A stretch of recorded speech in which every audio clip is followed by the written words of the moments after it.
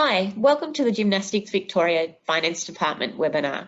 My name's Paula Hay, and today I'll just be going through a few frequently asked questions that we get in the Finance Department and hopefully helping you out a bit.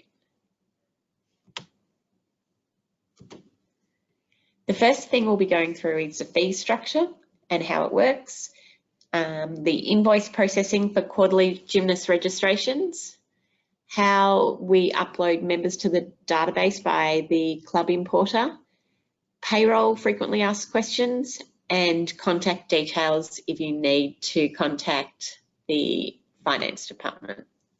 Okay, the first slide you'll see there is the 2019 fee structure. Clubs affiliating for the first year are required to pay the new club affiliation fee, which is the $272.50.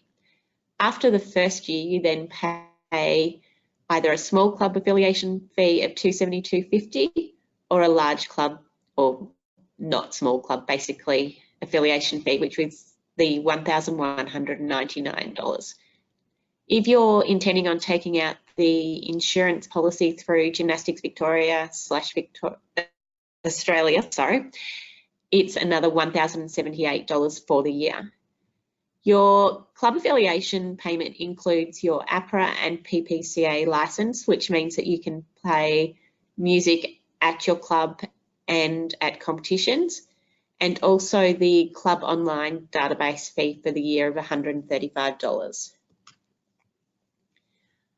All participants, members, athletes registering with a Gymnastics Victoria affiliated club are required to pay an annual registration fee. This includes insurance coverage for all gymnasts that are on the system. The club actually invoices the member, and then Gymnastics Victoria collects that from the club. This is done by clubs getting invoiced quarterly, and this is based on numbers from the previous financial year. Because numbers are forever changing, it's very hard to pick a number during the year. That's why we go back to the previous year final numbers.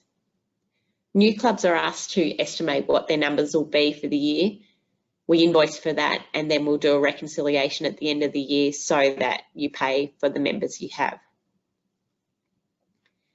The amounts for athlete registration fees for 2019 are broken up into recreational athletes that are $40.94 for the year, competitive or elite athletes for $65.47, athletes that are 5 years and under, $30.72 for the year, and then those members that join in fourth term or from the 1st of October are $25.61 for the year.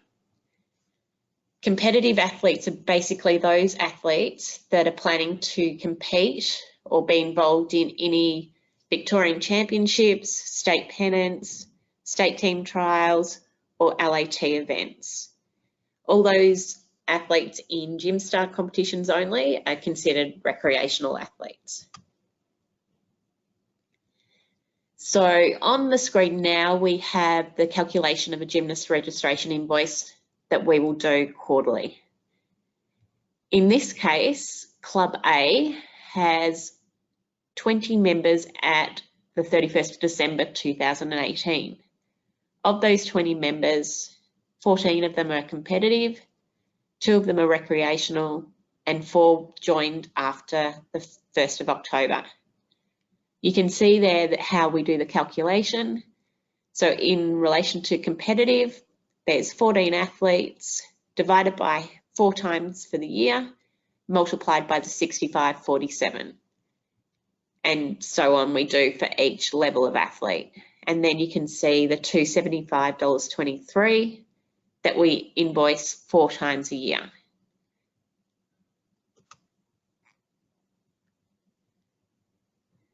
Okay, affiliated clubs are required to enter all member details into the national database on a regular basis.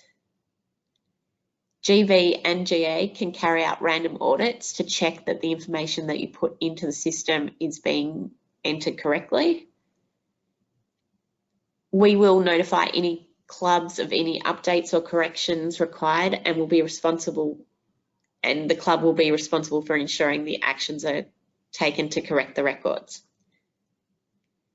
If club fails to accurately update necessary information, access to benefits, services or competitions may be suspended until written confirmation is received from the club that the required information has been rectified.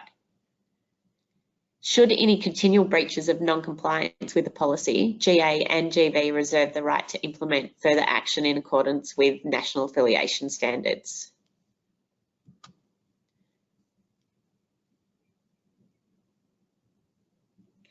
All members have to be on the database within 30 days of joining a club, and the following minimum information must be provided for each member: their full name, their residential or mailing address, their date of birth, gender, their gym sport and their level.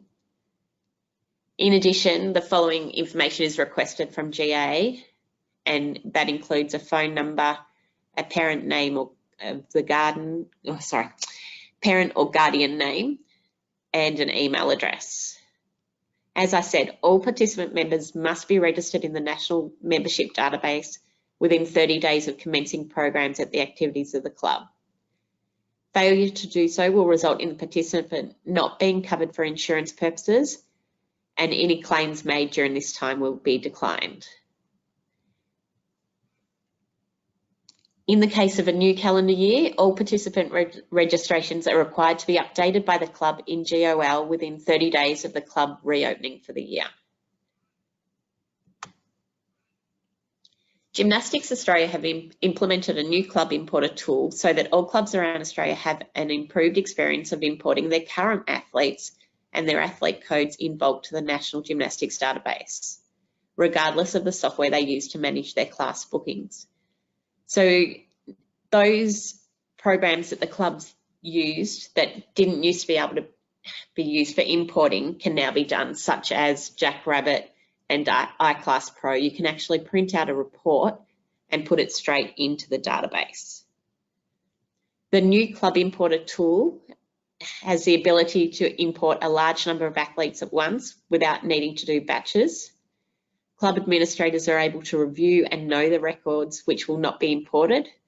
They can correct the issues and update the athlete details prior to the import being put straight into the database.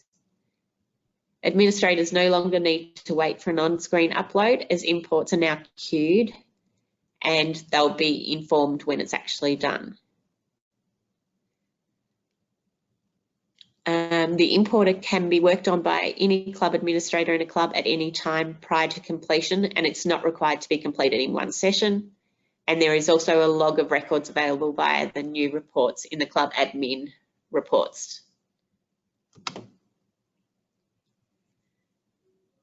The new club importer is a lot easier to use. It uses a CSV file rather than an Excel file. You can't have any commas in your spreadsheet, so it will have to be removed when you put it to CSV. There's no need to batch import, so all athletes can be in one file. All athlete codes now require one athlete code for every import, and they can have up to 3 codes per import. Incomplete or incorrect athlete codes don't get imported, and they'll need to be fixed before they're put into the database. All phone numbers have to have 10 fields. It won't import if they don't have 10 fields. There's no need to trim the trailing spaces, so it's automatically completed by the system, so you don't have to go into every cell to check that there's nothing following them. And you no longer need to put the stat or the fax number or other addresses. Also, the paid through is automatically updated in the year in which the file is updated. On the screen now, I've just got a really quick club importer template and where to find it in the system. So if you go into your GA login and go into the club admin page, there'll be a club import section. So the import process is quite easy. you export your members from your accounting system into an Excel file. As I said before, iClass Pro itself has a report called Gymnastics Victoria, and I'm sure most of the other systems have a similar report. If you don't know what your report is in your system, please give us a call and we can lead you in the right direction. So export your members into an Excel file. Ensure you have that list of data that I have there, which is first name, last name, birth date, gender, email, home phone, mobile phone, street address, city, state, postcode, emergency contact, gym sport and gym sport level. If there's nothing in those cells, you'll need to put something in there. So in the case of email address, if it's empty, put in your club email address. Same with phones or even emergency contact, just so that you've got something in all of those cells. Ensure you've removed all your commas. Make sure all your phone numbers are exactly 10 digits, otherwise it won't import. Make sure all email addresses are in the correct format, and all athletes have a code and a level. Convert the file to CSV and save. And once you have done that, do not open the file again. If you happen to open the file and then try and import it, it will delete all the phone numbers, and it then means you have to input all the athletes individually. So if you have happened to open the CSV file, save it again and don't open it. Go to gymnastics.org.au and log into your club admin homepage and follow the import process on the following slides. So once you've put in you've got to your club admin page, click the club import tab up the top as highlighted there, and then go down to upload a new file and start the new club import process. Once you've done that, you'll get an email from GA saying it's all being done, and then you'll have to go through the validation template. And basically the validation template just goes through any errors that they've found, and you have to fix it. And it's just a matter of scrolling through the screens and fixing whatever has come up in the validation. If you have any issues with uploading members, please give us a call at Gymnastics Victoria, and my contact details are there, and feel free to give me a call. Okay, the next thing that I'll go through are frequently asked questions in relation to payroll. We get a lot of these because it's sometimes hard with all the different websites to find where you need to go. So the first question I have there is, can I pay employees by providing gymnastics classes to them or their children? And the basic answer is no. There are many reasons why, and I've just listed a few. All employees must be registered with the ATO, and an employer must withhold money, PAYG payments from them, and forward them to the tax office. Also, work cover. If you're not paying a person properly, your wages aren't correctly calculated for work cover, the person won't be covered if they have an accident at work. It's also a legal requirement to pay superannuation on any employee's wages you pay. If you're not paying them, you can't pay superannuation. Same with payroll tax. You also have a requirement to pay annual leave, sick leave and long service leave to employees, and if you're not paying them, you can't do that. If your club needs any assistance with registering for PAYG or payroll tax or any other employment payment, please don't hesitate to contact us. We can help you out. What is the difference between part-time and casual staff? Basically, a casual employee has no guaranteed hours of work. They usually work irregular hours. They don't receive sick or annual leave, and they can end employment without notice. In Victoria, they are also entitled to a higher hourly rate due to the lack of benefits they get, and that increase rate is usually 15 to 25% of the normal employee rates. A part-time employee, on the other hand, has an ongoing employment agreement. They usually work regular hours per week. It's not the full 38 hours a week, but they have regular hours. They're entitled to be paid sick leave and annual leave, pro rata to the hours they work, and they must give notice at the end of their employment. Another really common question is, at what age can I employ coaches? Basically, once you turn 15, you are legally able to work in Victoria at any kind of job, as long as you're qualified to perform the work. So in relation to our clubs, they'll need to have the general coaching accreditations needed to coach that level. And also, if you're underage, you can't break any laws relating to young people, such as driving a vehicle or serving alcohol. If a child is under 15, they can actually work, but they'll need to obtain a child employment permit. If you need any questions or any help with that, please give us a call. Okay, do I have to pay superannuation? Yes. Generally, you have to pay 9.5% super for an employee if they're 18 years or over, and you pay them $450 or more before tax in salary wages each calendar month. It doesn't matter whether employees full-time, part-time or casual. Contractors these days also have to be paid superannuation if you're paying them wholly or principally for their labour. So if you're paying per hour rather than for an outcome, the contractor is generally considered an employee. So you will need to pay them superannuation exactly as you would pay a normal employee superannuation. At what point do you pay payroll tax? Basically, if your monthly wages bill reaches $54,166, you have to pay payroll tax. The tax-free annual threshold for 2018 to 2019 is $650,000, and once you hit that, you have to pay 4.85% payroll tax, except if you're a regional Victorian employer.